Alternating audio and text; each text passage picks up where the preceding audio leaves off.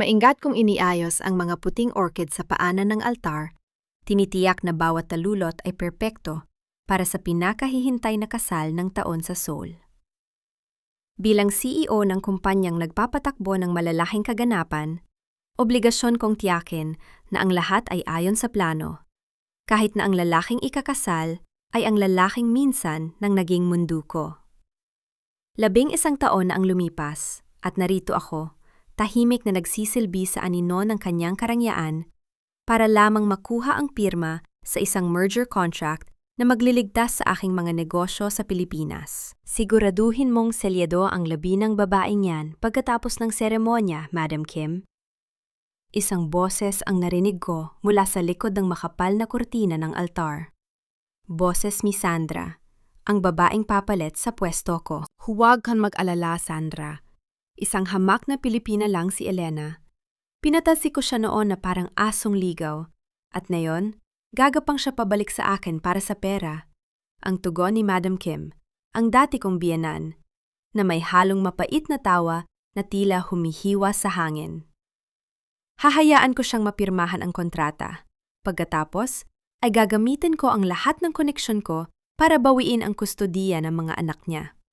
Hindi dapat lumaki ang mga apo ko sa isang ina na marumi ang dugo at nagtatrabaho bilang isang utusan. Napatigil ang aking kamay sa gitna ng hangin. Ang lamig ng mga salitang iyon ay tila yelong dumaloy sa aking mga ugat. Hindi sila nagbago. 11 taon ng pagtitiis, 11 taon ng pagtatrabaho hanggang sa mamanhid ang aking mga daliri para lang mapatunayan ang aking halaga. Ngunit para sa kanila, ako pa rin ang basurang maaari nilang tapakan. Ang sakit na dapat ay magpapaayak sa akin ay biglang naglaho.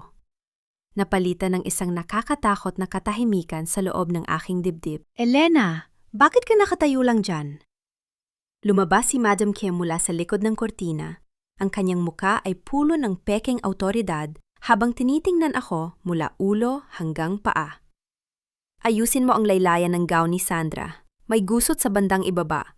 Gawin mo ang pinunta mo rito at huwag kang mag-inarte. Lumapit si Sandra sa akin. Ang kanyang ngiti ay puno ng pangungutya, habang hinihintay niya akong lumuhod sa kanyang harapan. Please, Elena, ayusin mo ng mabuti. Ayaw kong magmukhang cheap sa harap ni Minjun, tulad mo noon. Sa sandaling iyon, tila tumigil ang pag-inog ng mundo. Tiningnan ko ang mga mata ni Madam Kim. Pagkatapos ay kay Sandra. Walang luha, walang panginginig. Ang 11 taon ng pagpapakumbaba ay gumuho at pinalitan ng isang matigas at makinang nakuta. Naalala ko ang bawat gabi na umiiyak ako sa isang maliit na kwarto sa Manila habang pinapakain ng aking 3 anak. Nangangako sa sarili ko na hinding-hindi na nila ako makikitang muli na nakayuko. Hindi ako lumuhod. Sa halip, tumayo ako ng tuwid. Ang aking likod ay tila isang bakal na hindi mababali. Tiningnan ko si Sandra ng direkta sa mga mata, isang tingin na tila nagpapakita ng kanyang sariling kawalan ng halaga. Ang gusot ay wala sa tela ng iyong gown, Sandra. Ang aking boses ay lumabas na malamig, mahinahon, at may awtoridad na hindi nila inaasahan. Nasa pagkatao mo ang tunay na dumi. Nanlaki ang mga mata ni Madam Kim sa gulat. Ano ang sinabi mo? Nakakalimutan mo ba kung sino ang kausap mo? Isang pirma ko lang, babagsak ang kumpanya mo. Isang manipis na ngiti ang sumilay sa aking mga labi. Ang uri ng ngiti na ibinibigay ng isang mangangaso bago nito tuluyang tapusin ang kanyang biktima. Hindi ako sumigaw. Hindi ko kailangang mag-aksaya ng enerhiya sa mga taong wala ng halaga sa aking hinaharap. Madam Kim, bago niyo isipin ang kumpanya ko, isipin niyo muna ang inyong stock market.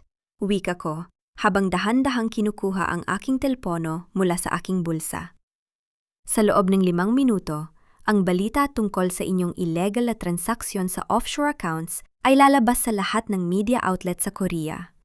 At tungkol naman sa kasal na ito, tumingin ako sa malaking pintuan ng simbahan, kung saan pumasok ang aking sekretarya, dala ang isang itim na folder.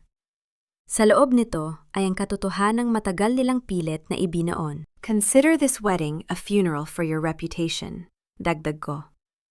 Lumingon ako at naglakad palayo.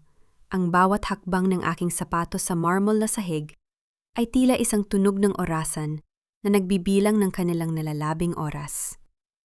Hindi ko na kailangang tingnan ang kanilang mga mukha na puno ng takot. Alam ko ang aking susunod na hakbang. At sa pagkakataong ito, ako na ang may hawak ng baraha. Paglabas ko ng simbahan, agad kong tinawagan ang aking abogado. I-freeze ang lahat ng assets na may kaugnayan sa merger at tawagan ng bodyguard ng mga bata. Dadalhin natin sila sa safe house na yun din. Magsisimula na ang tunay na laro. Ang malakas na tunog ng pagbagsak ng mga kagamitan sa loob ng VIP lounge ay tila isang babala ng paparating na unos. Hindi nagtagal pagkatapos kong lumabas ng altar. Ang balita tungkol sa investigasyon ng buwi sa Xinhua Group ay kumalat na parang apoy sa tuyong damo. Ang mga bisitang kanina lang ay naghihintay ng seremonya ay abala na ngayon sa pag-alis. Dala ang mga bulong ng iskandalo. Sa loob ng silid, ang hangin ay naging kasing bigat ng tingga. Nakatayo ako sa gitna. Tinitingnan ang aking sarili sa malaking salamin habang inaayos ang aking puting blazer. Sa likuran ko, narinig ko ang mabilis na hakbang ni Madam Kim. Ang tunog ng kanyang mamahaling sapatos sa sahig ay hindi na kasing tatag ng kanina. May halong kaba at pagmamadali. "Elena, anong ginawa mo?" Ang kanyang boses ay pumiyok. Malayo sa mapagmataas na tono na narinig ko 11 taon na ang nakalilipas. Dahan-dahan akong humarap sa kanya. Ang kanyang mukha, na kanina ay punong-puno ng pangungutya, ay maputla na ngayon. Ang kanyang mga kamay ay nanginginig habang hawak ang kanyang telepono. Sa tabi niya ay si Sandra, na tila isang basang sisiw. Ang kanyang maskara ay kumalat na sa kanyang pisini dahil sa pag-iyak. "I only did what a professional business partner would do, Madam Kim. I protected my interests." Ang aking tugon, habang dahan-dahang kinukuha ang isang baso ng tubig. Ang bawat paglunok ko ay tila isang insulto sa kanilang pagmamadali. Biglang nagbago ang anyo ni Madam Kim. Ang kanyang matatalim na mata ay biglang lumambot, at sa isang iglap, isang luha ang dahan-dahang pumatak sa kanyang pisingi. Lumapit siya sa akin at hinawakan ang aking mga kamay. Ang init ng kanyang balat ay tila isang lason na gusto kong iwasan. "Elena, anak, please." Nagkamali ako. Aminado ako. Naging matigas ako sa iyo noon dahil iniisip ko lang ang kapakanan ni Minjun. Ang kanyang boses ay naging malambing, puno ng mapanlinlang na pagsisisi. "Pero isipin mo ang mga bata, ang mga apo ko. Kapag bumagsak ang Xinhua, anong kinabukasan ang naghihintay sa kanila? Isang pamilya tayo, Elena. Huwag mong hayaang masira ang lahat dahil sa galit." Napangiti ako ng bahagya. Ngunit ang ngiting iyon ay hindi umabot sa aking mga mata. Ito ang tinatawag nilang gaslighting sa modernong panahon. Pagkatapos akong itapon na parang basura, na yon ay gagamitin niya ang salitang pamilya para itali ang aking mga kamay. "Pamilya?" Pag-uulit ko. Ang boses ko ay kasing lamig ng hangin galing sa North Pole. "Madam Kim, ang pamilya ay hindi nagbabanta na papatayin ang sanggol sa sinapupunan ng isang ina. Ang pamilya ay hindi nanunuhol ng mga doktor para sabihing patay na ang mga anak ko pagkapanganak. You lost the right to use that word the moment you sent those men to my house in Manila." "Elena, hindi mo naiintindihan." Susubukan pa niyang magpaliwanag. Ngunit itinaas ko ang aking kamay para patigilin siya. "I understand everything. You need the merger because the banks are freezing your credit lines. You need my signature because I am no longer that poor girl from the provinces. I am the majority stakeholder of the firm that holds your debt." Bawat salita ko ay tila isang sampal sa kanyang muka. "You're not begging for the kids, Madam Kim. You're begging for your throne." Biglang bumukas ang pinto. Pumasok si Minjun. Ang kanyang tuksido ay gusot na at ang kanyang mga mata ay puno ng kalituhan at sakit. Nakita niya ang kanyang ina na nakahawak sa akin at si Sandra na nakasalampak sa sahig. Elena, is it true? Tanong ni Minjun. Ang kanyang boses ay basag. Did you really have the evidence all this time? Tiningnan ko siya ng diretso. Ang lalaking minahal ko ng buong buhay ko. Ang lalaking hindi ako pinaglaban. I had the evidence for years, Minjun. I was just waiting for the right moment to see if you had changed. But seeing you stand there, ready to marry a woman who helped your mother destroy me, it gave me all the answers I needed. Minjun, don't listen to her. Sinisiraan niya lang tayo. Sigaw ni Sandra habang tumatayo at sumasandal sa braso ni Minjun. She's doing this to get back at us. Minjun, mahal kita. Please, don't let her do this. I can't live without you. Kapag kinuha niya ang lahat sa atin, mas mabuti pang mamatay na lang ako. Naglakad si Sandra patungo sa bintana ng mataas na gusali. Ang kanyang mga galaw ay tila isang eksena sa isang murang melodrama. I'll jump! I swear, Elena, if you don't sign that contract and stop the news, titalon ako! Lumingon ako sa kanya. Walang bahid ng takot o awa. Dahan-dahan kong inilapag ang aking baso sa lamesa. Then jump! Ang aking maikling tugon. Natigilan ang lahat. Maging si Minjun ay hindi makapaniwala sa aking narinig. Elena, how can you be so heartless? Sigaw ni Minjun. Heartless? Tumawa ako ng mahina. Isang tunog na puno ng pait. I learned from the best, Minjun. Ang taong tunay na gustong mamatay ay hindi nag-aanunsyo sa harap ng audience. Sandra is just like your mother, using weakness as a weapon. But I am no longer the victim of your staged dramas. Kinuha ko ang aking bag at nagsimulang maglakad patungo sa pinto. Madam Kim, you have 24 hours to vacate the main residence. It's registered under the subsidiary that I just acquired this morning. As for you, Sandra, if you're still planning to jump, make sure the press is watching. It might be the only time you'll actually trend for something real. Hindi ko na hinintay ang kanilang sagot. Paglabas ko ng silid, ang aking puso ay tumitibok ng mabilis. Hindi dahil sa takot, kundi dahil sa adrenaline ng tagumpay. Ngunit sa ilalim ng lahat ng iyon, may isang tanong na gumugulo sa akin. Nang marinig ko ang mabilis na yabag ni Minjun sa likuran ko, alam kong hindi pa tapos ang gabi. Elena, wait! Tawag niya. Napatigil ako sa tapat ng elevator. Nang bumukas ang pinto, tumambad sa amin ang 3 bata, ang aking mga anak, nakasama ang aking mga bodyguard. Ang kanilang mga mukha ay seryoso, kasing seryoso ng kanilang ama. Mommy, is he the one? Tanong ni Nathan, ang pinakamatanda sa 3, habang nakatingin kay Minjun ng may halong pagdududa. Tumingin ako kay Minjun, na tila nakakita ng multo habang nakatitig sa 3 bata na kamukhang-kamukha niya. Ito na ang sandaling kinatatakutan ko. Nanigas ang buong katawan ni Minjun habang nakatitig sa 3 bata.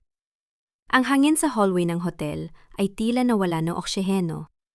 Ang kanyang mga kamay, na kanina ay nakakuyom sa galit, ay dahan-dahang nanginig. Sa harap niya ay 3 bersyon ng kanyang sarili. Mga batang may matatalas na mata, matitigas na panga, at isang uri ng dangal na tila hinubog ng maraming taon ng pagtitiis. Nathan, Liam, Noah, go to the car. Your Tito Paulo is waiting. Ang utos ko sa mahinahong boses, ngunit may otoridad na hindi matatanggihan. But Mom, he's blocking the way! Sagot ni Liam, ang pinakamapansin sa 3. Habang tinitingnan si Minjun mula ulo hanggang paa na tila isang estrangero na nagdudulot ng panganib. I said go, pag-uulit ko. Sa isang huling tingin na puno ng pagdududa, sumunod ang 3. Ang tunog ng kanilang mga hakbang sa alpombra ay tila bawat tibok ng puso ko na pilit kong pinapakalma. Nang masiguro kong malayo na sila, hinarap ko si Minjun. Gusto niyang humakbang pasulong, gusto niyang magsalita, ngunit hinarangan ko siya ng aking malamig na titig. Elena, they are mine, aren't they? Ang kanyang boses ay isang pabulong na pagsamo. 11 years, Elena. Bakit hindi mo sinabi? Bakit mo ipinagkait sa akin ang karapatang maging ama? Isang mapait na tawa ang kumawala sa aking mga labi. Ang bawat salita niya ay tila isang insulto sa bawat gabing. Puyat ako sa pagtatrabaho habang may sakit ang 3 bata sa isang maliit na apartment sa Manila. Karapatan? You're talking about rights, Minjun? Humakbang ako papalapit sa kanya hanggang sa maramdaman ko ang init ng kanyang hininga. Ngunit wala akong naramdamang kaba. Galit na lamang ang matitira. You lost your rights the moment you let your mother handle our relationship. You lost your rights when you chose to stay silent habang kinakaladkad ako palabas ng pamamahay nyo 11 taon na ang nakalilipas. Hindi ko alam na buntis ka. I was searching for you, Elena. I went to Manila, but your family said you were gone. Ang pagtatanggol niya. Ang mga mata niya ay nagsisimulang magtubig. Because they were paid to say that, Minjun. Your mother didn't just kick me out. She made sure I would be erased from your world. Kinuha ko ang aking tablet mula sa bag at mabilis na nag-swipe sa isang naka-archive na file. Since you're so fond of legalities, maybe you should see this. Ipinakita ko sa kanya ang isang scan document. Ang dokumento ay may tatak ng Xinhua Group at may lagda ko. Isang lagda na pilit at nanginginig. Basahin mo ang clause number 4, utos ko. Habang binabasa ni Minjun ang bawat salita, nakita ko kung paano nawala ang kulay sa kanyang mukha. Ang clause number 4 ay nagsasaad na ang tatanggap ng pera ay sumasang-ayon na ipalaglag ang anumang bunga ng ugnayan sa tagapagmana ng Xinhua. At kung hindi ito susundin, ang pamilya ng babae sa Pilipinas ay mahaharap sa kasong kriminal at pagkakabaon sa utang. This is not possible. My mother, she wouldn't go this far. Paling-iling na wika ni Minjun, ang kanyang katawan ay tila bibigay na sa bigat ng katotohanan. She went further than that, Minjun. I didn't sign that for the money. I signed that because your mother's men were standing outside my mother's house with legal papers that would destroy our small farm. Hinablot ko ang tablet mula sa kanyang kamay. I survived, Minjun. I kept my children. Not because of your family's charity, but because I worked 3 jobs, finished my degree, and built my own empire so that no one, especially not a Kim, could ever threaten my children again. Sa labas, ang langit ay tuluyan ng gumagsak. Ang malakas na agos ng ulan ay nagsimulang humampas sa mga glass wall ng hotel. Lumili ka ng isang malabo at magulong mundo. Ang bawat patak ng tubig ay tila sumasalamin sa bawat luhang ibinuhos ko. Noon na ngayon ay naging yelo na sa aking puso. Elena, I'll make it up to you. I'll fix this. I'll leave everything, the company, my mother. Just give me a chance to be with them. Pagsusumamo niya, sinusubukang hawakan ang aking balikat. Mabilis akong umiwas. Ang kanyang hawak ay tila isang apoy na gustong sumunog sa kuta na binuo ko. You want to be a father? Then prove it in court, Minjun.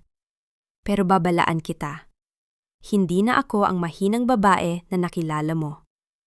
I own the banks that hold your family's debts. One word from me, and your mother will be living in the streets she once looked down upon. Tinalikuran ko siya at naglakad patungo sa parking lot. Habang papalapit ako sa aking sasakyan, nakita ko ang aking mga anak sa loob, ligtas at payapa. Doon ko naramdaman ang isang matalim na kirot, hindi dahil sa pagmamahal, kundi dahil sa alaala ng isang batang Elena na naniwala sa mga fairy tale. Bago ako pumasok sa sasakyan, isang itim na sedan ang huminto sa tapat ko. Bumaba ang bintana at tumambad ang mukha ng isang lalaki. Ang private investigator na matagal ko nang binabayaran. Ma'am, may nahanap kaming bago. It's about Sandra. Wika ng lalaki, iniabot ang isang brown envelope. Hindi lang siya basta-basta social climber. She has a secret that could destroy Madam Kim's last hope. Napatigil ako. Ang ulan ay dahan-dahang binabasa ang aking blazer. Binuksan ko ang envelope at binasa ang unang pahina. Isang malamig na ngiti ang sumilay sa aking mga labi. It seems the wedding wasn't the only lie they were celebrating today. Bulong ko sa aking sarili. Lumingon ako sa gusali ng hotel, kung saan nakatayo pa rin si Minjun sa ilalim ng liwanag ng lobby. Tila isang anino ng nakaraan. Ang laro ay kasisimula pa lang, at sa pagkakataong ito, sisiguraduhin kong walang ititira ang aking galit. Ang malakas na tunog ng pagbukas ng mga pintong gawa sa mahogany ay umalingaw-ngaw sa buong mansyon ng pamilya Kim. Pumasok si Minjun na basang-basa ng ulan. Ang kanyang mga mata ay nagmimingas sa galit na hindi pa kailanman nakita ng kanyang mga tauhan. Dire-diretso siyang naglakad patungo sa sala kung saan kampanteng nakaupo si Madam Kim, humihigop ng tsaa habang binabasa ang mga ulat tungkol sa bumabagsak na stock ng kumpanya. "Mom, look at this!" Inihagis ni Minjun ang basang folder sa lamesa, dahilan upang tumalsik ang ilang patak ng tubig sa mamahaling tsaa ni Madam Kim.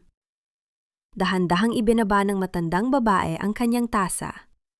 Tiningnan niya ang folder ng may bahid ng pandidiri. "Minjun, ayusin mo ang iyong asal.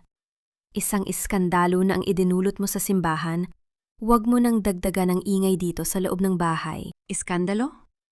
Isang mapait na tawa ang kumawala sa bibig ni Minjun. "Ang tinutukoy niyo bang iskandalo ay ang katotohanang pinilit niyo? Ang babaeng mahal ko na ipalaglag ang mga anak ko?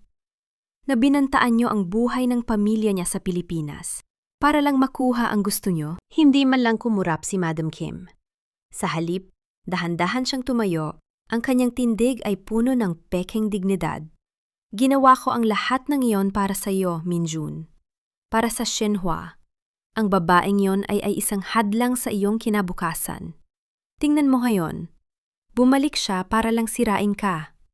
Isang manggagamit ang Elena na yan at ang mga batang kasama niya. Sigurado ka bang sa iyo ang mga iyon?" Ang tunog ng pagbagsak ng plorera sa sahig ay naging hudyat ng pagkawala ng pasensya ni Minjun. Hindi niya sinasadyang masagi ito. Ngunit ang pagkabasag ng porselana sa marble na sahig ay tila simbolo ng tuluyang pagkakasira ng kanilang relasyon. "Huwag na huwag mong dudungisan ang pangalan ng mga anak ko." Ang boses ni Minjun ay gumaralgal sa tindi ng emosyon. "Wala sa araw na ito, wala na akong kinalaman sa inyo. I am resigning as the CEO of Shinhwa, effective immediately." At tungkol sa mansyong ito, tama si Elena. Pag-aari na niya ang lupang kinatatayuan nito. Mayroon kayong 24 na oras para lisanin ang bahay na ito. "Minjun! Hindi mo pwedeng gawin ito sa akin. Ako ang nagbigay sa iyo ng lahat!" Sigaw ni Madam Kim. Ang kanyang tinig ay naging matinis at puno ng desperasyon. Ngunit hindi na lumingon si Minjun. Lumabas siya ng mansyon, bit-bit lamang ang kanyang susi ng sasakyan at ang bigat ng 11 taon na kasinungalingan. Samantala, sa loob ng kanyang penthouse sa gitna ng syudad, nakaupo ako sa tapat ng aking laptop. Ang liwanag ng screen ay nagbibigay ng kakaibang kislap sa aking mga mata. Sa tabi ko, mahimbing na natutulog ang aking 3 anak sa silid na katabi lang ng aking opisina. Sila ang dahilan kung bakit hindi ako pwedeng mapagod. Pinuksan ko ang envelope na ibinigay ng aking investigator.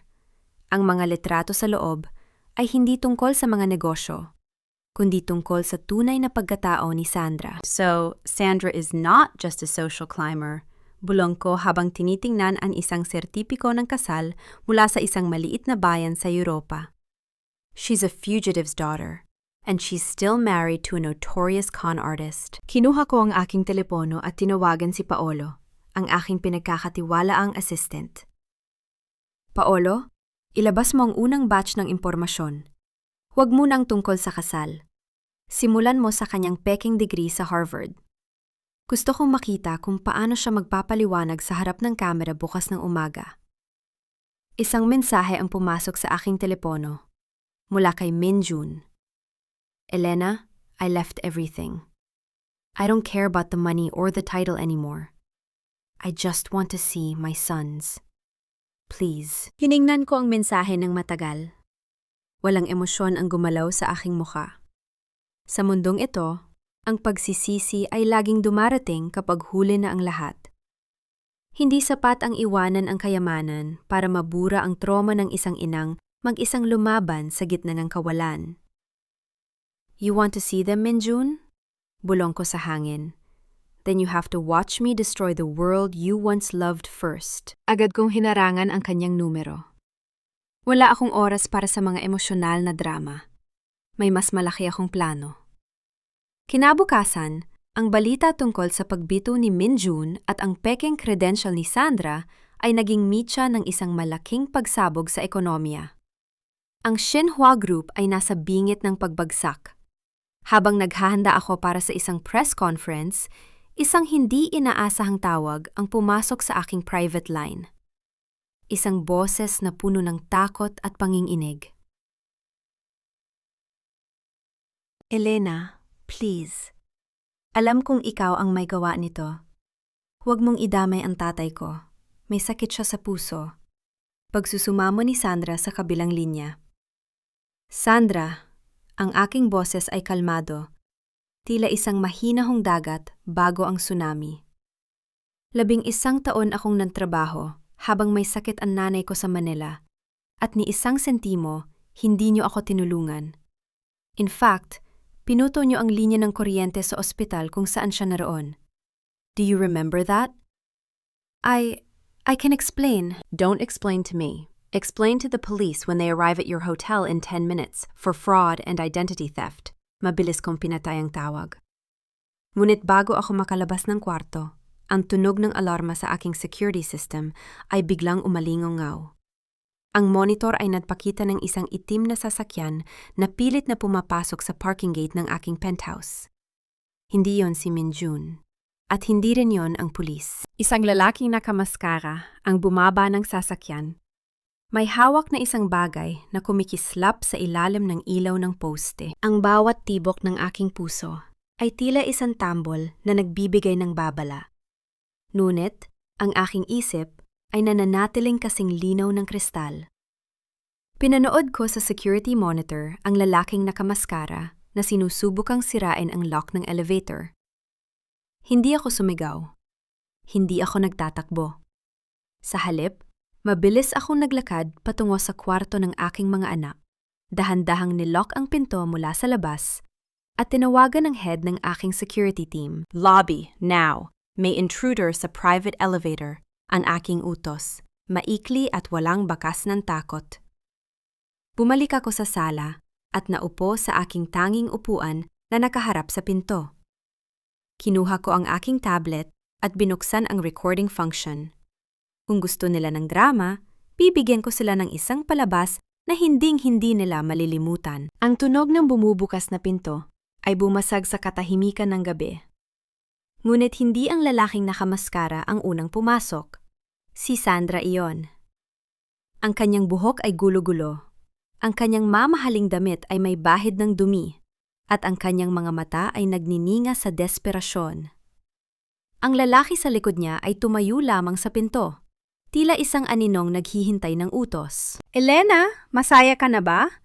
Sigaw ni Sandra. Ang kanyang boses ay nanginginig sa galit. Sinira mo ang buhay ko. Dahil sa mga peking balita mo, itinakwil ako ng pamilya ko at hinahabol ako ng mga investors. Dahan-dahan akong tumayo, inayos ang aking salamin at tiningnan siya ng may halong pait at pangungutya. Peking balita? Sandra, ang katotohanan ay hindi kailanman naging peke. Ikaw ang gumawa ng sarili mong hukay nang piliin mong mamuhay sa kasinungalingan. Biglang lumambot ang anyo ni Sandra.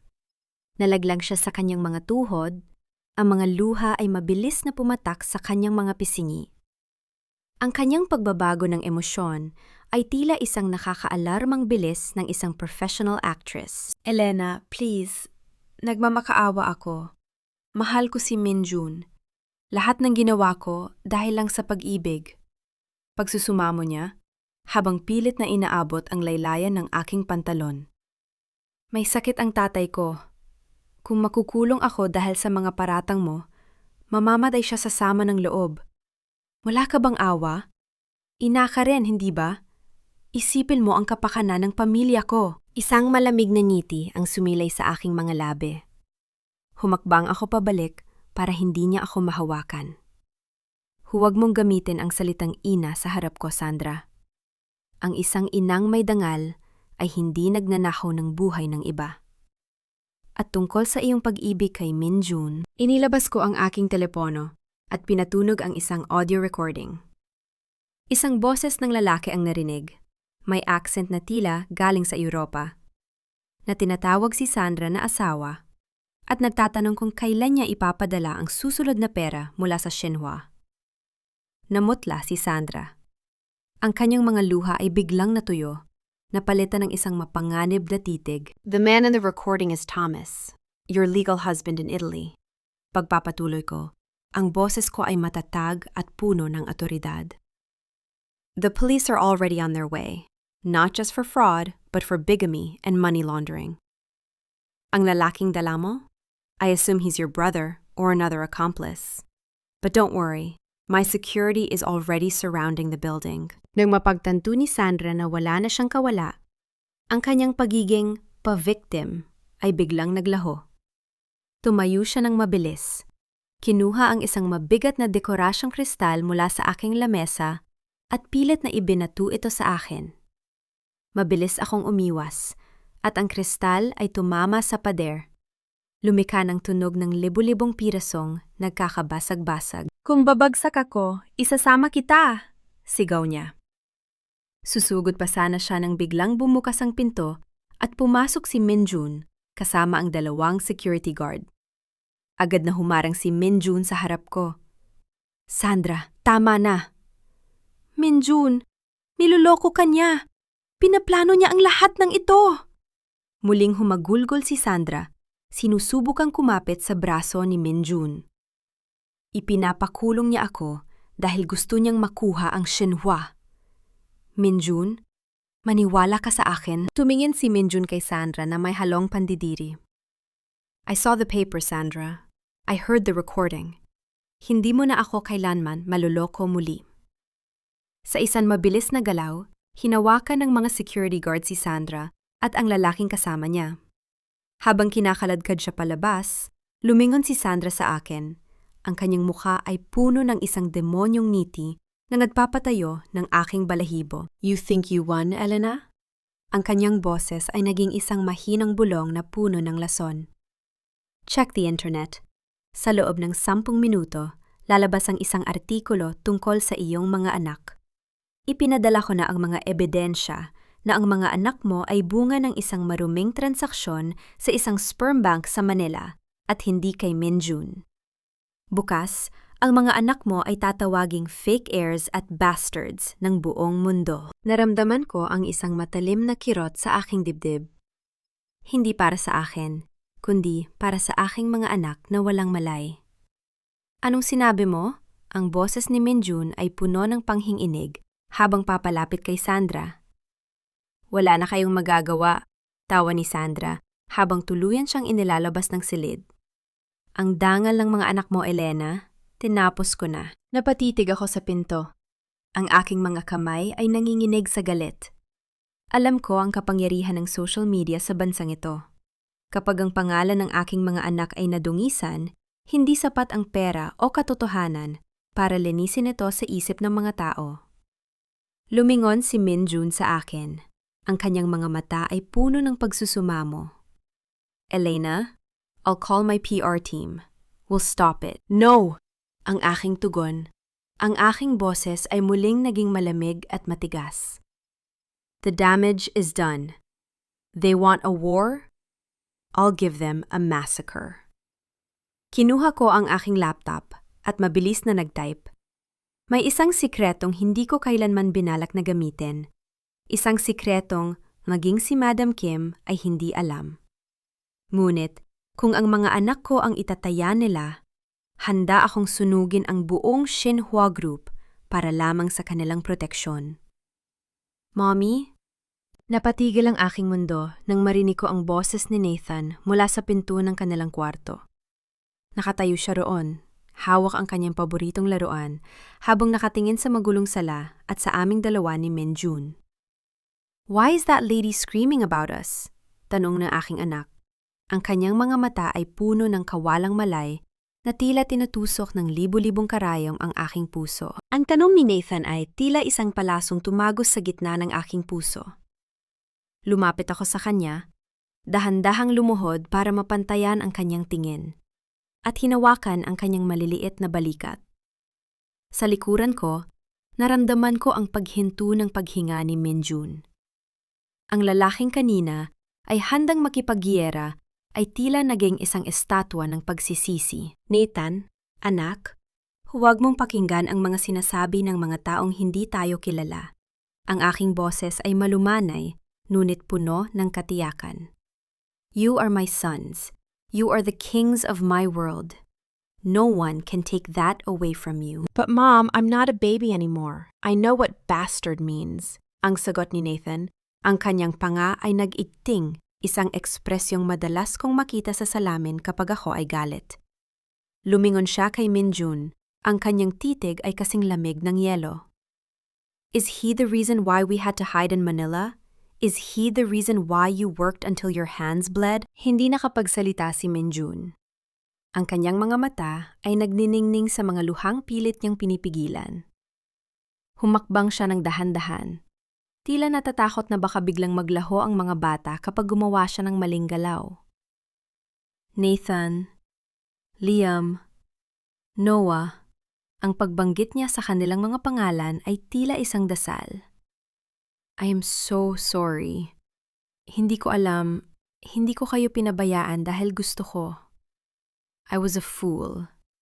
I was a coward." "Being a coward is a choice, mister," ang sabat ni Liam, na ngayon ay nakatayo na sa tabi ng kanyang kuya, habang si Noah naman ay nanatiling nakakapit sa aking binti, pero ang mga mata ay nakatitig din kay Minjun ng may halong puot. "Mom taught us that real men protect their families. Where were you when Nathan almost died of dengue? Where were you when Noah cried because he didn't have a dad during Father's Day at school?" Bawat tanong ni Liam ay tila isang sampal na nagbabagsak sa balikat ni Minjun. Napayo ko siya. Ang kanyang katawan ay nanginginig sa bigat ng kasalanang. Ngayon lang niya lubos na naunawaan. 11 taon ng pagkukulang ay hindi mababayaran ng isang gabi ng paghingi ng tawad. "Elena, please. Let me talk to them. Just 5 minutes. Pagsusumamo ni Minjun sa akin. Tiningnan ko ang aking mga anak. Sila ay hindi lamang mga bata. Sila ay mga strong, independent Filipinas sons. Pinalaki ko silang matatag. Pinalaki ko silang alam ang kanilang halaga. Tumango ako ng bahagya at pumasok sa kusina para bigyan sila ng espasyo. Ngunit ang aking pandinig ay nanatiling nakatuon sa kanila. Ang katahimikan sa sala ay nabasag ng mahinang boses ni Noah, ang pinakamalambot sa tatlo. "Are you going to make mommy cry again?" "Never," ang sagot ni Minjun. Ang boses niya ay basag. "I would rather die than see her shed another tear because of me. Noah, I know I don't deserve to be called your dad yet, but please, give me a chance to show you that I can be the man your mom deserves." "We don't need a dad to survive. We have mom." Ang matigas na pahayag ni Nathan. "But if you want to stay, you have to prove it. You have to fix the mess that Lady Sandra made. People are saying bad things about us on the internet. My classmates in Manila are sending me links." Nagmamadaling kinuha ni Nathan ang kanyang tablet at ipinakita kay Minjun ang isang artikulo na mabilis na nagba-viral. Ang headline ay malupit. "The Filipinas Fraud. Are the Xinhua triplets products of a clinic or a con?" Ang mga komento sa ibaba ay punong-puno ng put. Tinatawag silang mga opportunists at fake heirs. Nakita ko ang pagbabago sa mukha ni Minjun. Ang lungkot ay napalitan ng isang mapanganib na put.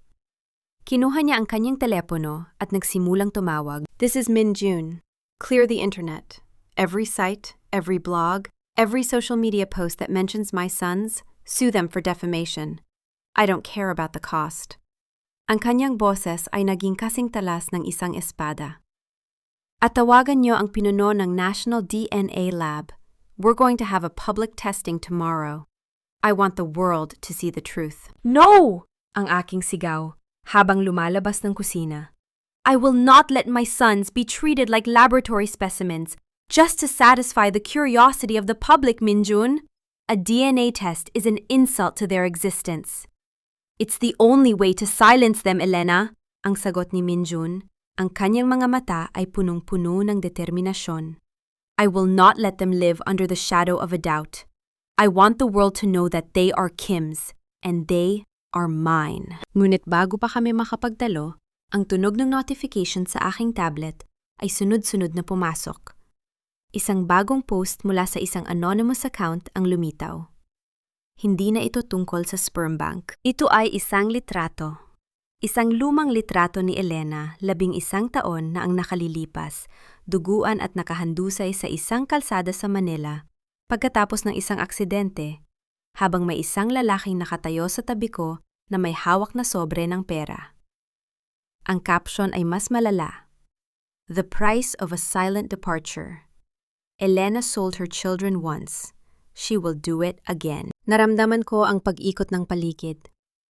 Ang nakaraang pilit kong ibinaon ay muling hinukay, hindi lang para sirain ako, kundi para ipakita sa aking mga anak na ang kanilang ina ay may itinatagong madilim na sikreto.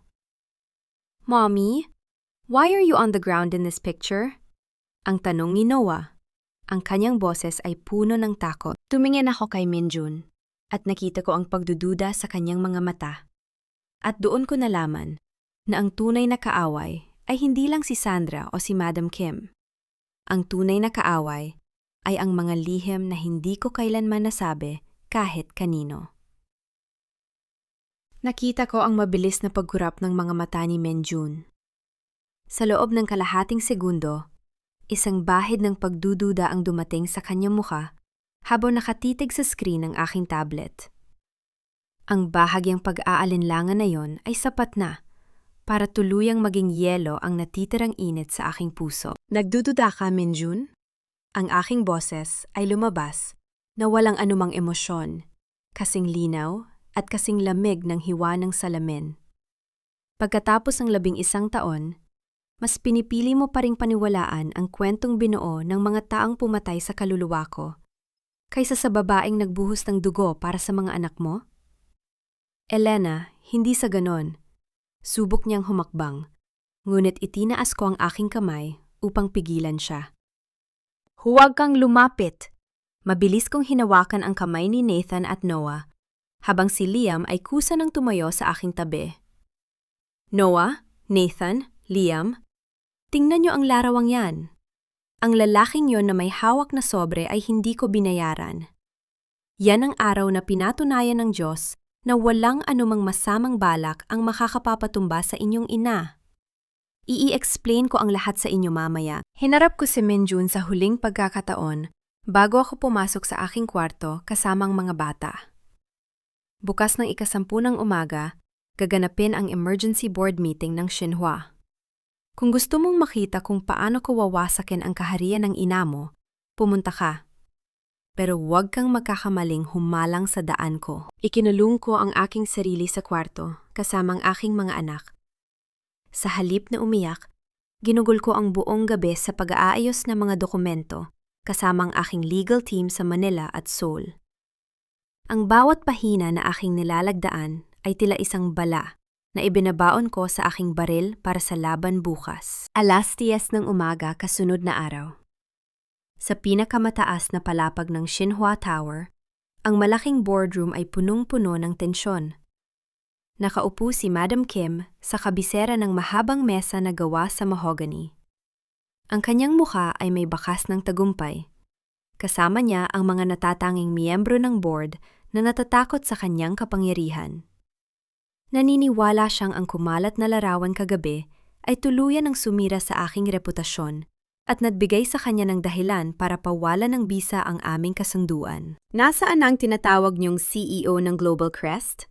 Ang mapaglarong tanong ni Madam Kim sa mga miyembro ng board. Pagkatapos lumabas ng katotohanang ibinenta niya ang sarili niyang mga anak noon, may kapal pa ba siya ng mukha para humarap sa ating ngayon? Ang tunog ng bumubukas na pintong gawa sa salamin ay bumasag sa kanyang pananalita. Pumasok ako sa silid. Suot ko ang isang kulay itim na tailored suit na gawa sa pinakamahusay na seda. Nakatali ang aking buhok sa isang malinis na bun, at ang aking mga mata ay nagniningas sa malamig na otoridad. Sa likod ko ay ang 3 kong matataas na abogado at ang 2 kinatawan ng International Banking Consortium. Hindi ako nagatubili. Diretso akong naglakad patungo sa gitna ng mesa at inilapag ang aking mamahaling leather briefcase. Salamat sa paghihintay, Madam Kim. Ang aking boses ay umalingaw-ngaw sa buong silid, dahilan para tumahimik ang lahat ng miyembro ng board. Inihanda ko lang ang formal na proseso ng inyong pagpapatalsik. Nagkaroon ng mahinang bulungan sa pagitan ng mga mamumuhunan. Tumayo si Madam Kim. Ang kanyang mga kamay ay nakatukod sa mesa. Ano? May kapal ka pa ng mukha. Isang kriminal na tulad mo na nagbenta ng sariling anak ay walang karapatang tumayo sa boardroom na ito. Isang maikling ngiti ang sumilay sa aking mga labi. Kinuha ko ang remote control ng projector at pinindot ito. Sa malaking screen sa gitna ng silid, lumitaw ang malinaw na kopya ng mismong larawan na kumalat kagabi. Ngunit sa tabi nito, lumabas ang isang opisyal na police report mula sa Manila Police District na may petsang 11 taon na ang nakalilipas, kasama ang isang notarized confession letter. Ang larawang ito ay kinuha noong Mayo 2, 11 taon na ang nakalilipas. Ang aking boses ay nananatiling matatag, walang panging-inig. Ang lalaking may hawak ng sobre sa tabi ng aking duguang katawan ay si Ernesto Ramos, isang dating security guard ng Xinhua, Philippines. At ang sobreng iyon? Hindi yon pambayad sa akin. Iyon ang pambayad sa kanya ng kinatawan ni Madam Kim para sirain ang preno ng aking sasakyan habang ako ay buntis. Bumagsak ang katahimikan sa buong silid. Ang mga miyembro ng board ay napatingin kay Madam Kim nang may malalim na kaguluhan at pandidire. Ito ang confession ni Ramos bago siya namatay sa kulungan. Pagpapatuloy ko habang nag-slide ang mga dokumento sa screen. Inamin niya na si Madam Kim mismo ang nag-utos na ilagay sa aksidente ang aking buhay para masigurong hindi isisilang ang mga tagapagmana ni Min Jun. I survived that accident, Madam Kim. I kept my babies. And I built my company using the same hands you tried to crush under the wheels of that truck. Kasinungalingan! Peking dokumento yan! Sigaw ni Madam Kim. Ang kanyang boses ay pumiyok sa takot habang nakatingin sa mga miyembro ng board na nagsimula ng umileng. Inilabas ng aking abogado ang formal na kasunduan sa utang. Madam Kim, as of 8 o'clock this morning, Global Crest Capital has purchased 80% of Xinhua's defaulted loans from the National Bank. By virtue of Article 12 of our financial agreement, due to gross moral misconduct and criminal investigation, we are exercising our right to remove you as chairwoman immediately. Nalaglag si Madam Kim sa kanyang upuan. Ang kanyang mga mata ay pabalik-balik sa akin at sa mga dokumento. Ang kanyang imperyo, ang kanyang pangalan, ang kanyang dignidad na pinaghirapan niyang buuin sa pamamagitan ng panlalamang sa iba. Lahat ng iyon ay gumuho sa loob lamang ng 10 minuto. Lumapit ako sa kanya, yumuko ng bahagya para tanging siya lamang ang makarinig ng aking mga susunod na salita. You thought you could buy my silence 11 years ago, bulong ko. Now, I own the very chair you are sitting on. Tumingin ako sa pintuan at nakita ko si Min Jun na nakatayo roon. Nakita niya ang buong pangyayari. Wala nang pagdududa sa kanyang mga mata, kundi isang malalim na kahihiyan at matinding sakit habang nakatitig sa kanyang ina na ngayon ay tuluyan ng bagsak. Ngunit bago pa makalabas ang mga security guard para eskortan si Madam Kim, palabas ng gusali, biglang tumawa ng malakas ang matandang babae. Isang tawang puno ng kabaliwan at huling desperasyon. Kinuha niya ang kanyang telepono mula sa bag at iniharap ang screen sa akin. Akala mo nanalo ka na, Elena? Ang kanyang boses ay naging isang pabulong na lason. Tingnan mo ito. Habang nakatayo ka rito at nagmamalaki sa harap ng board, ang piskalya at ang Child Welfare Agency ay nasa tapat na ng penthouse mo. Inihain ko na ang emergency custody petition. Dahil sa lumabas na mga balita tungkol sa iyong aksidente at pagiging unstable, ang mga anak mo ay opisyal ng kukunin ng gobyerno na yung oras na ito. Naramdaman ko ang mabilis na pagpatak ng malamig na pawis sa aking likod. Ang aking telepono sa bulsa ay nagsimulang gumalaw ng mabilis. Isang tawag mula sa security ng aking penthouse. Ang bawat hakbang ko sa makintab na sahig ng lobby ng Xinhua Tower ay tila tunog ng isang paparating na paghuhukom.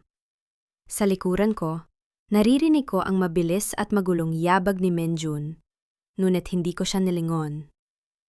Ang tanging nasa isip ko ay ang mukha ng aking 3 anak na kasalukuyang hinaharap ang mga social worker at pulis na ipinadala ng kanyang ina. Elena, sandali! I can help you. My lawyers are already on their way to the penthouse, sigaw ni Minjun habang pilit na sumasabay sa akin patungo sa aking sasakyan. Napatigil ako sa tapat ng pinto ng aking itim na SUV. Hinarap ko siya ng may mga matang, tila nagdiningas na uling. You want to help, Minjun? Then make sure the media covers every single second of what is about to happen. Gusto ng ina mo ng gulo? Bibigyan ko siya ng isang teleserye na hinding-hindi makakalimutan ng buong Korea at Pilipinas. Mabilis kong pinaandar ang sasakyan. Ang daloy ng trapiko sa Seoul ay tila nakikiramay sa aking galit. Mabilis kaming nakarating sa tapat ng aking penthouse. Ang paligid ay punong-puno na ng mga sasakyan ng media, mga pulis, at ang 2 puting van ng Child Welfare Agency. Pagbaba ko ng sasakyan, ang mga flash ng kamera ay tila libu-libong kidlat na tumatama sa aking paningin. Ngunit hindi ako nagtago. Itinaas ko ang aking inayos ang aking suit, at naglakad ng diretso sa gitna ng kaguluhan. Ma'am Elena, kailangan po naming makuha ang mga bata para sa kanilang seguridad. May ulat kami na ang kanilang kapaligiran ay hindi naligtas dahil sa inyong mga legal na usapin. Wika ng isang babaeng social worker na may hawak na clipboard. Sa tabi niya, nakita ko si Sandra na nakatayo sa likod ng isang pulis. Ang kanyang mukha ay may bakas ng demonyong tagumpay. Hindi na ligtas? Ang aking boses ay umalingaw-ngaw sa buong paligid. Sapat na para tumahimik ang mga reporter. Ang hindi ligtas sa bansang ito ay ang payagan ang mga kriminal na tulad ni Sandra na makalapit sa mga bata. Anong sinasabi mo? Sigaw ni Sandra. Sinusubok kang magmukhang biktima sa harap ng mga kamera. You're just desperate, Elena. Ang mga bata ay bunga ng iyong pandaraya.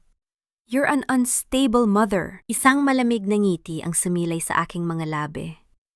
Kinuha ko ang isang asul na folder mula sa aking secretary at itinaas ito para makita ng lahat. Sandra, o mas kilala bilang Sandra Moretti sa Italy.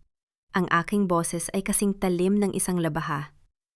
11 taon ka nang hinahanap ng Interpol dahil sa investment scam sa Milan. At ang kasal na ipinagmamalaki mo kay Minjun?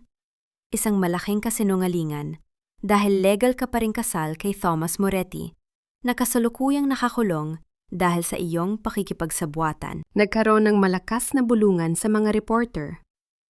Mabilis na itinutok ng mga cameraman ang kanilang mga lente sa mukha ni Sandra na unti-unting nawawalan ng kulay. At tungkol sa pagbubuntis mo na idinahilan mo para pakasalan si Minjun, pagpapatuloy ko habang inilalabas ang mga medical record na nakuha ng aking investigator. Ito ang ulat mula sa klinika na binayaran mo. You were never pregnant, Sandra. You used a fake ultrasound to manipulate a family that was already rotting from the inside. Hindi totoo yan. Fake ang mga documents na yan, sigaw ni Sandra. Ngunit ang kanyang banginginig ay hindi na maitago. Sa gitna ng tensyon, lumitaw si Minjun sa aking tabi. Hawak niya ang kanyang telepono na naka-on ang speaker. Hindi yan fake, Sandra. I just talked to the doctor you bribed. He already confessed to the police in exchange for immunity. Sa isang iglap, ang mga pulis na kanina ay nakatayo lang sa tabi ni Sandra ay dahan-dahang lumapit sa kanya. Ang tunog ng paglabas ng mga posas ay tila isang musika sa aking pandinig. Sandra Moretti, you are under arrest for multiple counts of fraud, bigamy, and identity theft. Wika ng opisyal habang hawak ang kanyang mga braso. No! Bitawan niyo ako! Madam Kim! Tulungan niyo ako! Sigaw ni Sandra habang kinakaladkad siya patungo sa patrol car. Ang kanyang gown na kanina ay tila pang reyna ay ngayon ay dumidumi na sa semento. Ang bawat pagbiglas niya ay tila isang desperadong sayaw ng isang talunang kontrabida. Lumingon ako sa social worker na kanina ay pilit na kinukuha ang aking mga anak. Ngayong alam niyo na kung sino ang tunay na banta, may balak pa ba kayong pumasok sa loob ng aking pamamahay? Or do I need to call the Ministry of Justice to explain how you were manipulated by a criminal? Napayuko ang social worker at dahan-dahang umatras. Ang mga van ng Child Welfare Agency ay nagsimulang umalis. Dala ang pagkatalo ni Madam Kim. Nang tumahimik ang paligid, tumakbo palabas ng labi ang aking 3 anak. Agad silang yumakap sa aking binti. Ramdam ko ang panginginig ng kanilang maliliit na katawan. Ngunit ang kanilang mga mata ay punong-puno ng paghanga. Mommy, did you win? Tanong ni Noah. Ang kanyang boses ay puno ng pag-asa. We always win, Noah, because we fight with the truth. Ang aking sagot habang hinahaplos ang kanyang buhok. Tumingin ako kay Minjun na nakatayo ilang metro ang layo sa amin. Ang kanyang mga mata ay puno ng pait at pagsusumamo. Alam niya na kahit natalo na ang mga kaaway ko, ang distansya sa pagitan naming dalawa ay mas malaki pa sa dagat na naghihiwalay sa Korea at Pilipinas. Elena, can we talk? Ang kanyang boses ay tila isang pabulong na pagsamo. Ngunit bago ako makasagot, isang itim na kotse ang huminto sa tapat namin. Bumaba ang bintana at lumitaw ang mukha ni Madam Kim. Hindi siya umiiyak. Hindi siya sumisigaw. Ang kanyang mga mata ay walang emosyon, tila isang patay na tao na naglalakad pa rin. You think this is over, Elena?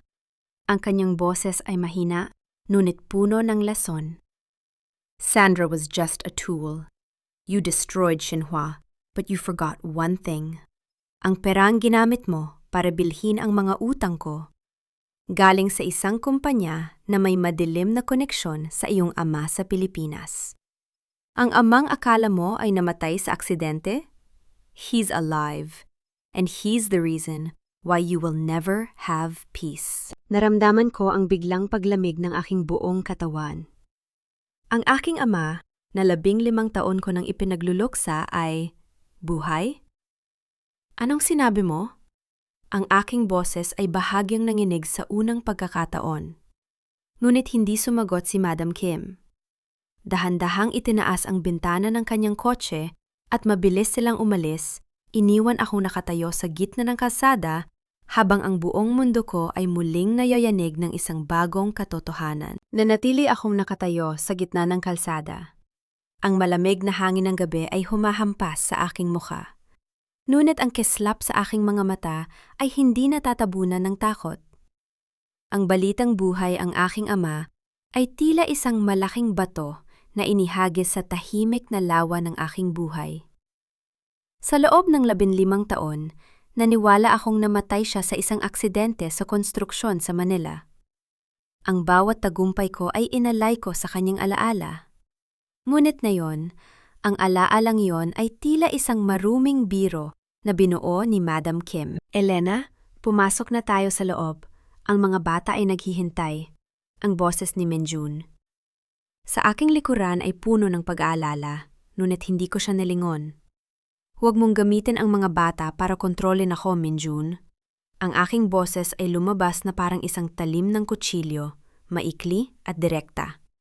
Kung buhay ang tatay ko, ibig sabihin ay 15 taon nyo na siyang ginagamit para paglaruan ang buhay ko. 15 taon ng kasinungalingan. I swear, Elena, wala akong alam tungkol dito.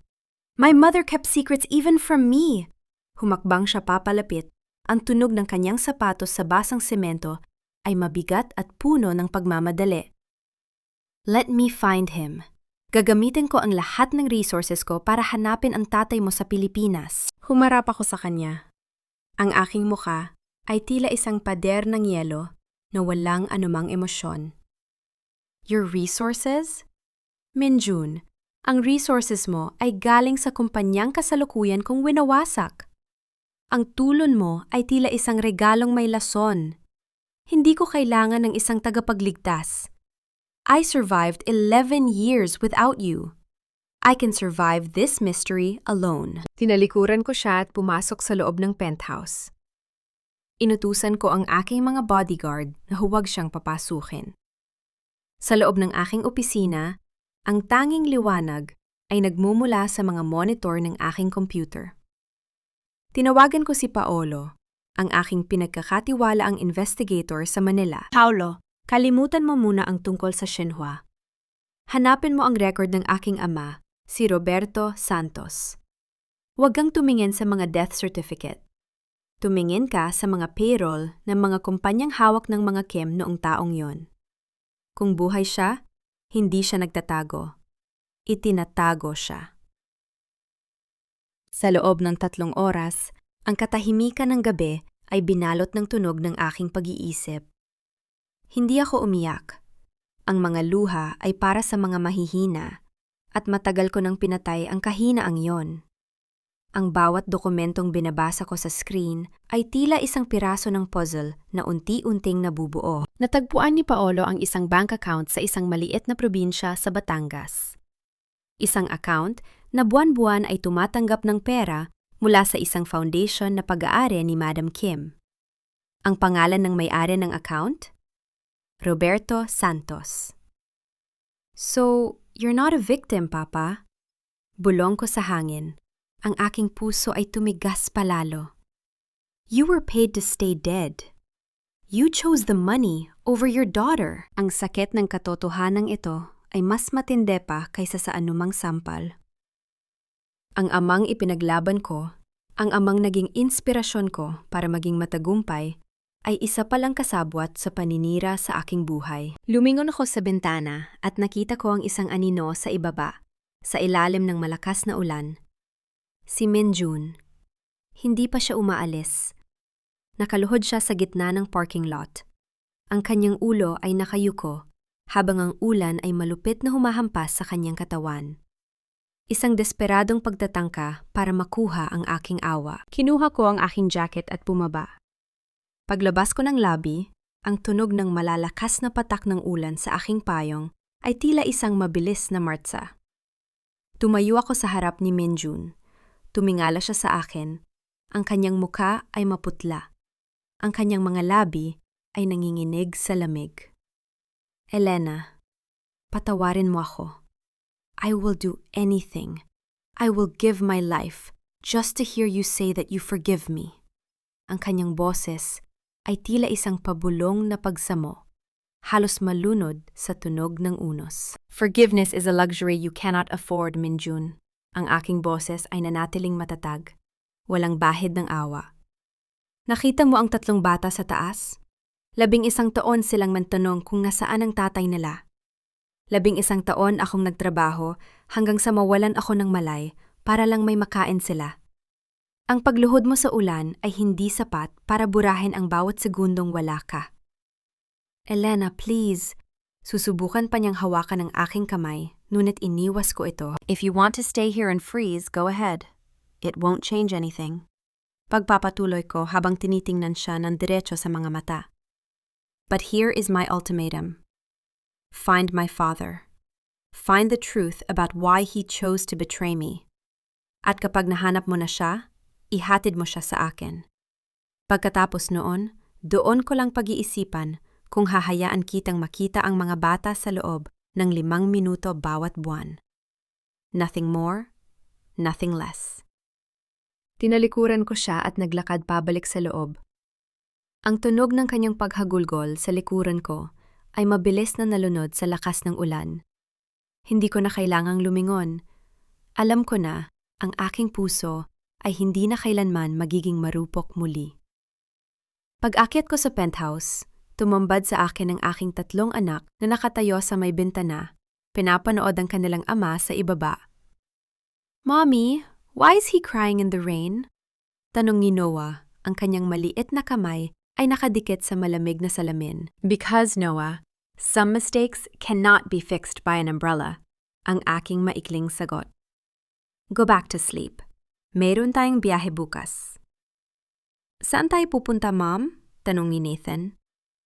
"Sa Pilipinas," ang aking tugon habang tinitingnan ang huling dokumento mula kay Paolo. Haharapin natin ang mga multo ng ating nakaraan. Ngunit bago ako makatulog, isang tawag mula sa isang hindi kilalang numero ang pumasok sa aking telepono. Pagkasagot ko, isang boses ng matandang lalaki ang narinig ko. Isang boses na 15 taon ko nang hindi naririnig. "Elena, anak, huwag kang uuwi. Papatayin nila ako kapag nakita mo ako." Ang init ng hangin sa Pilipinas ay tila isang pamilyar na yakap na may halong pait. Pagbaba namin ng pribadong eroplano sa Manila, hindi ako nag-aksaya ng panahon. Kasama ang aking mga anak at isang pangkat ng mga pinagkahatiwala ang security, dumaan kami sa mga liblib na daan patungo sa isang lumang rest house sa baybayin ng Batangas. Doon, ayon sa impormasyon ni Paulo, matatagpuan ang lalaking 15 taon kong ipinagusa. "Mami, bakit tayo narito? Malayo ba ito sa bahay natin noon?" tanong ni Liam habang nakatingin sa mga puno ng niyog na mabilis na dumadaan sa bintana ng sasakyan. "Narito tayo para tapusin ang isang mahabang panaginip, Liam," ang tanging sagot ko. Nakarating kami sa isang maliit na bahay na gawa sa bato at kahoy, tago sa likod ng makapal na kakahuyan. Pagbaba ko, ang tunog ng mga tuyong dahon sa ilalim ng aking sapatos ay tila mga bulong ng nakaraan.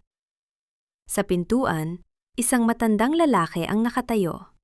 Payat, puti na ang buhok, at ang mga mata ay puno ng takot at pag-asa. Nang magtagpo ang aming mga mata, naramdaman ko ang pagguho ng pader na binuo ko sa aking puso. Hindi siya ang traidor na iniisip ko. Ang kanyang mga kamay ay may mga bakas ng kadena, at ang kanyang balat ay tila hindi nasikatan ng araw sa loob ng mahabang panahon. "Elena, anak." Ang boses ni Papa Roberto ay gumaralgal. Hindi niya nagawang humakbang. Tila natatakot na baka isang guni-guni lang ang lahat. "Bakit, Papa? Bakit mo hinaya ang paniwalaan ko na patay ka na?" tanong ko. Ang boses ko ay bahagyang nanginig sa unang pagkakataon sa harap ng aking mga anak. Pinilit ako ni Madam Kim, Elena. 15 taon akong nakakulong sa isang bodega sa Incheon bago nila ako itinapon dito sa Batangas. Ang paliwanag niya habang tumutulo ang mga luha. Sabi niya, kapag nagpakita ako sa'yo, ipapapatay niya ang sanggol sa sinapupunan mo. Ginawa ko ito para iligtas ka. Para iligtas sila. Lumingon si Papa sa 3 bata na nakatayo sa likuran ko. Ang kanyang mga mata ay nagniningning. Ngunit bago pa man kami makapagyakap, ang katahimikan ng paligid ay biglang bumasag. Ang tunog ng mabilis na paghinto ng 3 itim na van sa labas ng bakod ay naging hudyat ng panganib. Mabilis na bumaba ang mga lalaking nakamaskara at may hawak na mga armas. Hindi sila pulis. Sila ang huling baraha ni Madam Kim, mga bayarang mamamatay tao na wala ng takot mawala ng anuman. "Security, protektahan ng mga bata," sigaw ko habang hinihila sina Nathan, Liam at Noah sa loob ng bahay. Ngunit ang mga kalaban ay masyadong marami. Nasira ang pintong kahoy sa isang malakas na pagtulak. Isang lalaki ang sumunggab kay Noah, ang pinakamaliit sa 3. "Mommy!" sigaw ni Noah. Ang kanyang boses ay puno ng takot. Susugod sana ako nang biglang isang anino ang mabilis na pumasok mula sa bintana. Si Minjun. Kanina pa siya nakasunod sa amin, tahimik na nagbabantay mula sa malayo. Hindi siya marunong makipaglaban, hindi siya sanay sa baulok. Ngunit sa sandaling yon, ang takot sa kanyang mukha ay napalitan ng isang desperadong lakas. Inihagis ni Minjun ang kanyang sarili sa lalaking humahawak kay Noah. Nagpagulong-gulong sila sa sahig. Ang tunog ng mga kagamitang nagkakabasag-basag at ang pagtalsik ng mga upuan ay umalingaw-ngaw sa buong silid. "Pakbo! Elena, ilabas mong mga bata!" Sigaw ni Minjun habang pilit na hinahawakan ang binti ng lalaki para hindi ito makahabol. Nakita ko ang isa pang lalaki na naglabas ng isang matalim na bagay. Isang patalim na kumikislap sa ilalim ng ilaw. Itinutok ito sa likuran ni Minjun habang abala siya sa pagprotekta kay Noah. "Minjun, sa likod mo!" ang aking sigaw, ngunit huli na. Naramdaman ni Minjun ang pagbaon ng patalim sa kanyang balikat habang itinutulak niya si Noah patungo sa aking direksyon. Isang mahabang ungol ng sakit ang kumawala sa kanyang bibig. Ngunit hindi niya binitawan ang kalaban hanggang sa dumating ang aking mga security guard at tuluyang napabagsak ang mga intruder. Ang paligid ay binalot ng kaguluhan. Ang tunog ng mga sirena ng pulis sa malayo ay nagsimulang lumapit. Ang mga lalaking nakamaskara ay nagsimulang magtakbuhan patungo sa kanilang mga sasakyan. Iniwan ang kanilang mga kasamahang sugatan. Dali-dali akong lumapit kay Minjun, na ngayon ay nakasalampak sa sahig. Ang kanyang tuksido ay nababalutan na ng madilim na likido mula sa kanyang sugat. Ang kanyang muka ay kasing puti ng papel, ngunit ang kanyang mga mata ay nakatuon lamang sa tatlong bata. Are they okay?" Ang pabulong niyang tanong, ang kanyang hininga ay mababaw at mabilis. Lumapit ang tatlong bata. Si Noah ay umiiyak habang hawak ang kamay ni Minjun. Si Nathan at Liam ay nakatayo sa tabi. Ang kanilang mga mata ay wala ng pot, kundi isang malalim na pagkabigla at pag-aalala. "Bakit mo ginawa yon?" tanong ni Nathan. Ang kanyang boses ay nanginginig. "You could have died!" "Because I am your father," ang sagot ni Minjun. Isang mahinang ngiti ang sumilay sa kanyang mga labi bago siya dahan-dahang nawalan ng malay. Naramdaman ko ang pagpatak ng isang mainit na luha sa aking pisngi. Ang kuta na binuo ko sa loob ng 11 taon ay tila nagkaroon ng isang malaking lamat. Tumingin ako kay Papa Roberto na ngayon ay nakayakap sa mga bata, at kay Minjun na nakahandusay sa aking paanan. Ang huling pagsubok ni Madam Kim ay hindi nagtagumpay na sirain kami. Sa halip, ang kanyang bawlok ay naging mitsa upang muling magdugtong ang mga pusong matagal lang pinaghiwalay ng kasinungalingan. Kinuha ko ang aking telepono at tinawagan ang aking head of legal. "I want Madam Kim arrested tonight. No more mercy. Gamitin niyo ang pag-atake na ito para tiyaking hindi na siya makakalabas ng kulungan habang buhay." Hinarap ko ang aking mga anak. Ang aking boses ay muling naging matatag. "Nathan, Liam, Noah, tumulong kayo sa pag-alalay sa kanya. Dadalhin natin siya sa ospital." Sa unang pagkakataon, tinawag nilang Daddy ang lalaking nakahandusay. Hindi dahil sa dugo, kundi dahil sa sakripisyong nakita ng kanilang sariling mga mata. Ang puting kisame ng ospital sa Manila ay tila isang malinis na papel na naghihintay ng bagong simula. Pinanood ko ang dahan-dahang pagtaas at pagbaba ng dibdib ni Minjun habang mahimbing siyang natutulog. Ang ritmong pintig ng mga makina sa paligid ay nagbibigay ng katiyakan na buhay siya. Sa kanyang tabi, nakaupo ang tatlong bata. Si Noah ay nakahawak pa rin sa laylayan ng kumot ni Minjun, habang sina Nathan at Liam ay seryosong nagbabasa ng kanilang mga aklat. Ngunit alam kong bawat ilang minuto ay sumusulyap sila sa kanilang ama. "Mommy, when will Daddy wake up?" mahinang tanong ni Noah. Ang salitang Daddy ay tila isang kuryenteng gumapang sa aking balat. Hindi na ito masakit pakinggan. 11 taon kong itinago ang katotohanan ito at sa isang gabi ng bawlok, ang katotohanan ang mismong nagligtas sa amin. "Soon, Noah, malakas ang daddy niyo," ang aking tugon. Lumapit ako sa bintana at tinanaw ang liwanag ng syudad. Ang aking telepono ay walang tigil sa pag-vibrate. Isang mensahe mula kay Paolo ang kumuha ng aking atensyon. "Nasa labas na ng bansa si Madam Kim, ma'am." Sinusubukan niyang tumakas patungong Switzerland gamit ang isang pribadong yate. Isang malamig na ngiti ang sumilay sa aking mga labi. Akala niya ay sapat na ang pera at koneksyon para matakasan ang kanyang mga krimen. Hindi niya alam na ang lahat ng kanyang ginamit na account ay kasalukuyan ng naka-freeze sa ilalim ng aking utos. Dahan-dahang gumalaw si Minjun. Ang kanyang mga mata ay unti-unting bumukas. Pilit na inaaninag ang liwanag ng kwarto. Ang unang bagay na nakita niya ay ang tatlong bata. Nathan, Liam, Noah. Ang kanyang boses ay tila isang gas-gas na papel, mahina at tuyo. Daddy! Sabay-sabay na lumapit ang tatlo. Kahit si Nathan na pinakamatigas ang loob ay hindi napigilang hawakan ang kamay ng kanyang ama. Don't talk too much. You need to rest. Wika ni Nathan. Ang boses niya ay strikto, ngunit may halong pag-aalala na hinding-hindi ko makakalimutan. Tumingin si Minjun sa akin. May mga luhang namuo sa kanyang mga mata, mga luhang hindi para sa sakit ng kanyang sugat, kundi para sa biyayang hindi niya inaakalang matatanggap pa niya. Elena, thank you. Thank you for keeping them safe. Don't thank me yet, Minjun.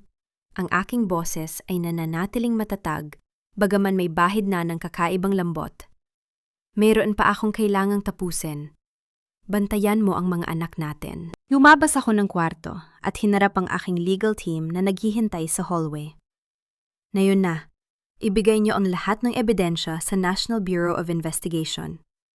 Ang tangkang pagpatay, ang kidnapping, at ang bilyong-bilyong tax evasion ng Xinhua.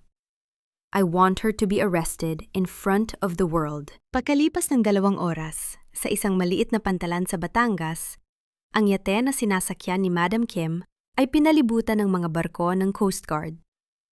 Mula sa aking sasakyan sa Pampang, pinanood ko ang eksena sa pamamagitan ng mga high-powered binoculars. Nakita ko si Madam Kim na inilalabas mula sa yate.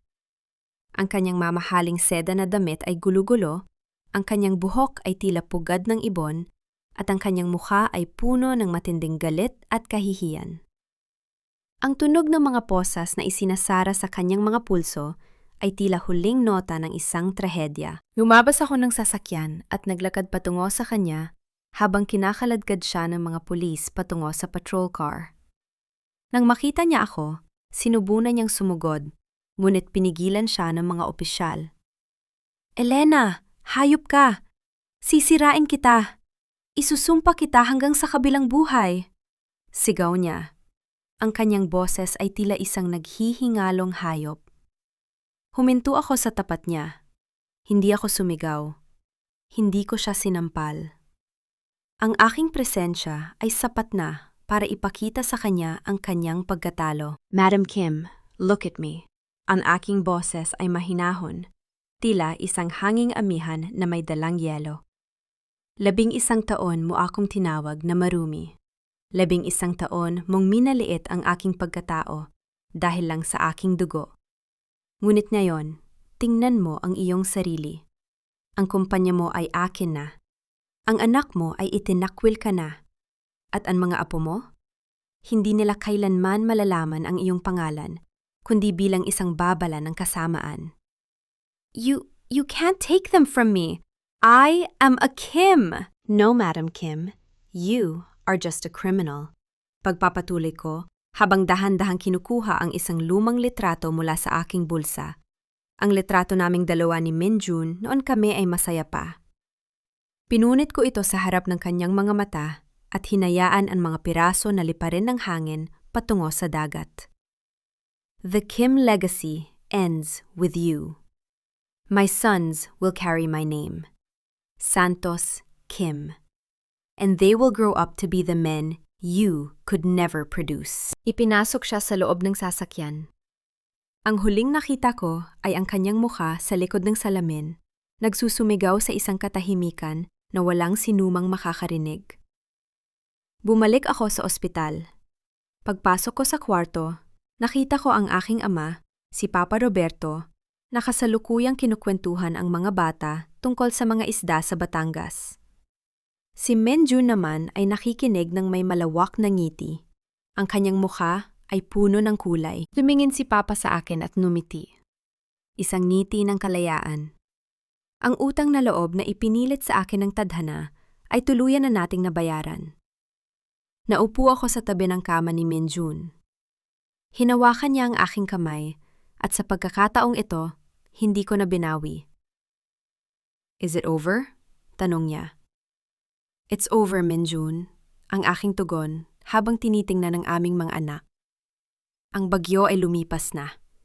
Panahon na para itayo ang mga nawasak. Ngunit sa kabila ng katahimikan, alam ko na ang tunay na hamon ay kasisimula pa lamang. Ang hamon ng pagpapatawad at ang pagbuo ng isang pamilyang hindi na muling mababasag ng anumang lihim. Ang mga ilaw ng Maynila ay tila libu-libong diamante na nakabudbod sa itim na pelus ng gabi. Mula sa pinakamataas na palapag ng bagong tayong Santos Kim Global Tower, pinagmamasdan ko ang lungsod na naging saksi sa aking pagluha at ngayon ay saksi naman sa aking muling pagsilang. Ang hangin ay amoy tagumpay. Isang halo ng bango ng mga sariwang bulaklak mula sa pantitipon at ang alat ng dagat na nagpapaalala sa akin ng aking pinagmulan. "Mommy, everyone is waiting for you." Ang boses ni Nathan ay bumasag sa aking malalim na pag-iisip. Lumingon ako sa aking panganay. Sa loob ng isang taon, lumaki siyang matikas at puno ng kumpiyansa. Kasunod niya sina Liam at Noah na parehong nakasuot ng barong Tagalog na gawa sa pinakamahusay na pinya. Ang kanilang mga ngiti ay ang pinakamahalagang kayamanan na hinding-hindi makukuha ng anumang kumpanya. "Sandali lang, Nathan.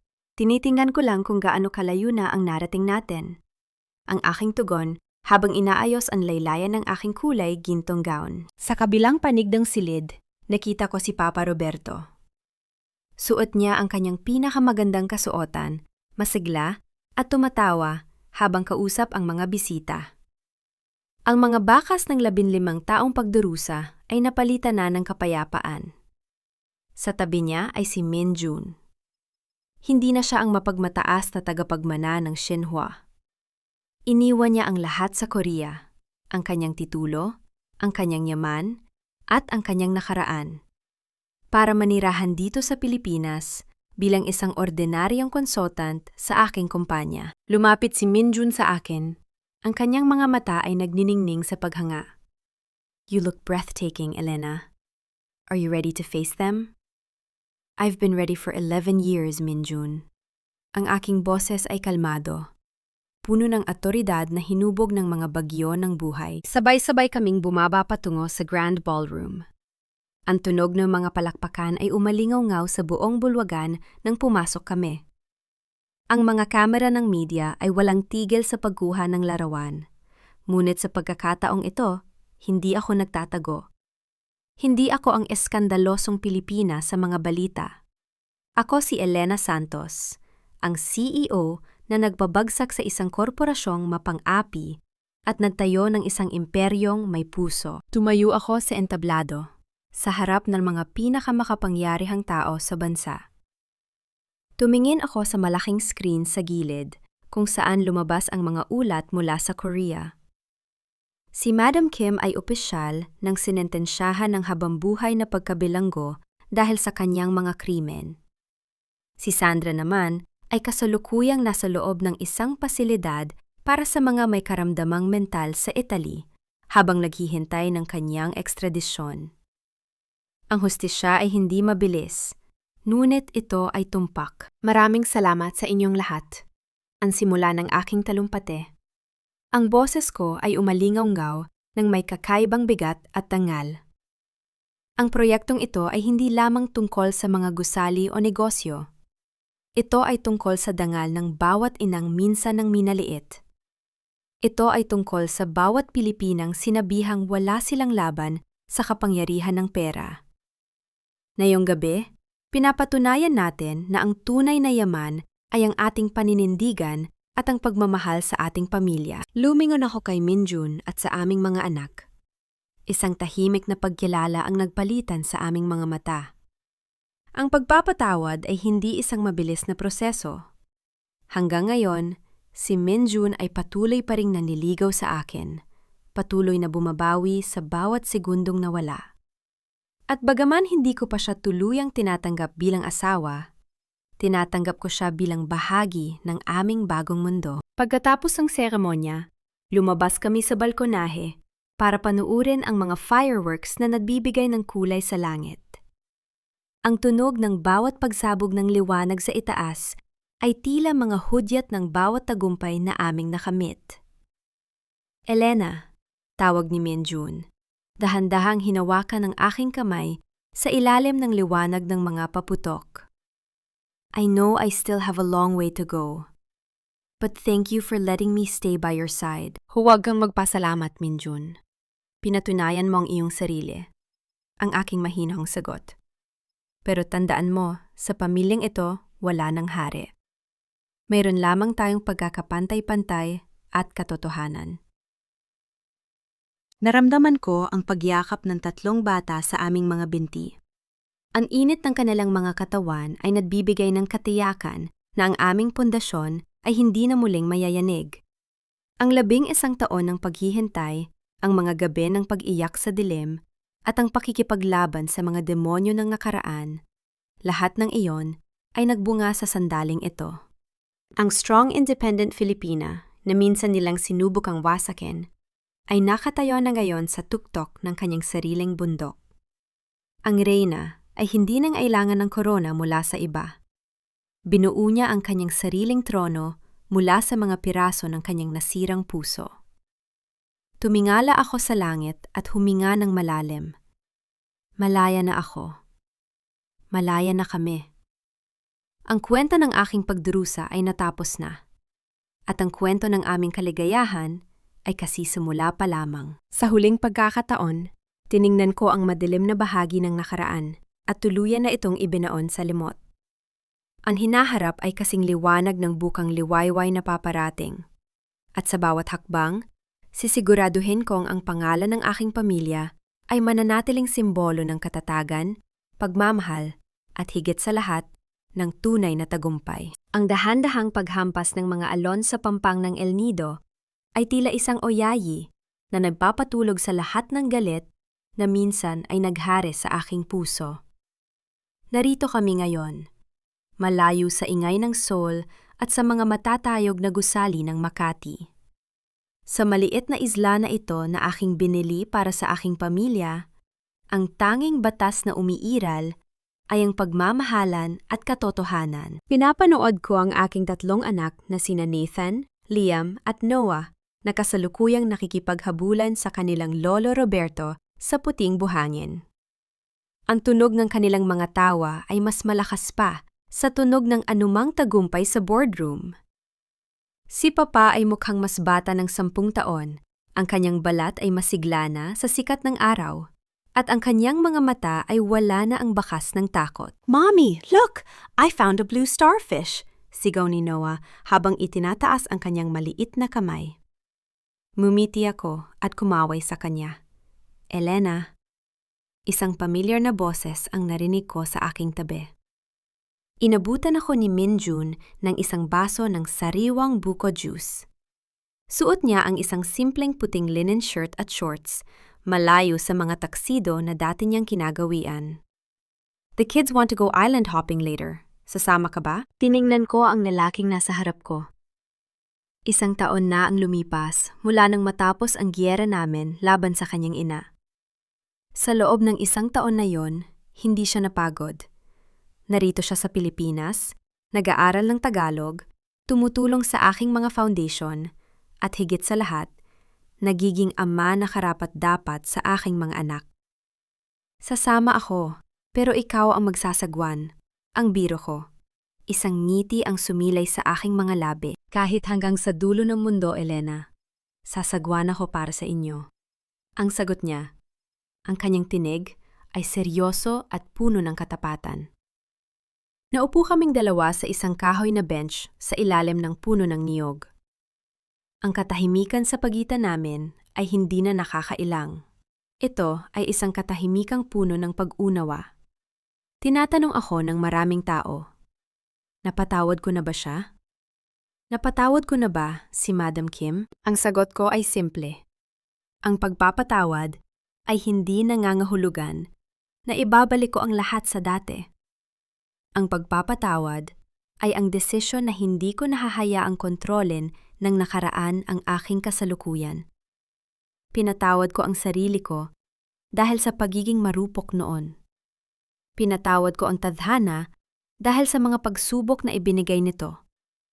At tungkol kay Minjun, pinibigyan ko ang aming mga sarili ng pagkakataon na bumuo ng isang bagong kwento, kung saan ang bawat pahina ay isinusulat namin ng magkasama ng walang lihim. Si Madam Kim ay mananatili sa loob ng rehas hanggang sa kanyang huling hininga. Ang Shinhwa Group ay isa na lamang subsidiary ng aking kumpanya. Ngunit ang mga bagay na yon ay hindi na mahalaga sa akin. Ang tunay na tagumpay ay ang makita ang aking mga anak na lumalaking may danggal, hindi natatakot sa kanilang pinagmulan, at alam na ang kanilang ina ay isang mandirigma na hinding-hindi sila bibitawan. Iniisip mo pa ba sila? Tanong ni Minjun, tila nababasa ang aking isip. Hindi na, ang aking maikling tugon, habang tinitingnan ang abot tanaw kung saan nagtatagpo ang dagat at langit. Ang mga taong nagtangkang sumira sa atin ay bahagi na lamang ng isang malabong panaginip. Ang totoo ay ang narito ngayon. Hinawakan ni Minjun ang aking kamay, at sa pagkakataong ito, naramdaman ko ang tunay na koneksyon. Hindi dahil kailangan ko siya, kundi dahil pinipili ko siyang makasama. Ang mensaheng nais kong iwan sa mundo ay ito. Ang isang babae, lalo na ang isang Pilipina, ay tila isang kawayan. Maari kaming yumuko sa tinde ng bagyo, maari kaming mabali sa bigat ng pagsubok, ngunit ang aming mga ugat ay nananatiling matatag sa lupa. At kapag ang unos ay lumipas, tatayo kaming muli, mas matangkad, mas matatag, at mas nagniningning. Hindi mo kailangan maging biktima habang buhay. Ang iyong sakit ay maaaring maging iyong kapangyarihan. At ang iyong mga luha, gamitin mo itong pandilig sa mga buto ng iyong tagumpay. Hinarap ko ang araw na dahan-dahang lumulubog, nagbibigay ng kulay kahel at lila sa buong paligid. Ang aking pangalan ay Elena Santos. Ako ay isang ina, isang anak, isang negosyante, at isang malayang babae. Tapos na ang giyera. Narito na ang kapayapaan. At sa bawat bagong umaga, sisiguraduhin kong ang aking liwanag ay hinding-hindi na muling magdidilim. Mula sa malayo, narinig ko ang tawag ng aking mga anak. Mommy! Daddy! Halina kayo! Ang ganda ng sunset! Tumayo ako at naglakad patungo sa kanila. Bit-bit ang lahat ng aral ng nakaraan at ang lahat ng pag-asa ng hinaharap. Sa wakas, ang aming pamilya ay buo na. Hindi dahil sa perpekto kami, kundi dahil natutunan naming mabuhay sa katotohanan. Ang kwento ng aking buhay ay hindi nagtapos sa isang happily ever after na parang sa mga libro. Nagtapos ito sa isang stronger ever after. At iyon ang pinakamagandang wakas na maaari kong hilingin.